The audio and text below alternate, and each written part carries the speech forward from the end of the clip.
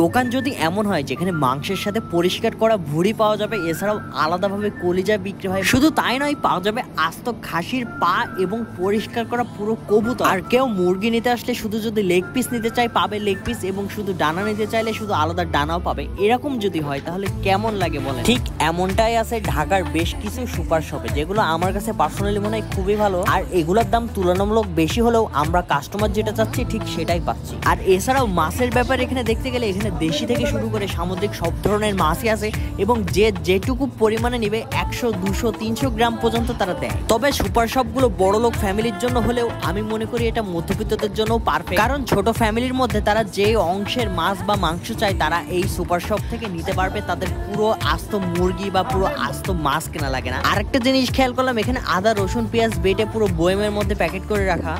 তারপরে আমার কাছে মনে হয় সুপার শপের বেশিরভাগ ফলই এখানে একদম টোটালি ফ্রেশ থাকে বাজারের তুলনায়, যেগুলো আমার কাছে মনে হয় খুবই ভালো। আর এখানে আরেকটা ফল চোখে পড়লো যেটা গোল করে প্যাকেটের মধ্যে পেঁচানো। আমি ভাবলাম এটা আবার কি, পরে দেখি এটা তেঁতুল পেঁচানো, বাট যা দাম বাপরে বাপ। আর এই সুপার শপের মধ্যে আমার সব থেকে পছন্দ এই পাউরুটিগুলো। এগুলো নর্মালি পাওয়া যায় না, তবে আমার কাছে এগুলো পার্সোনালি খুবই ভালো লাগে।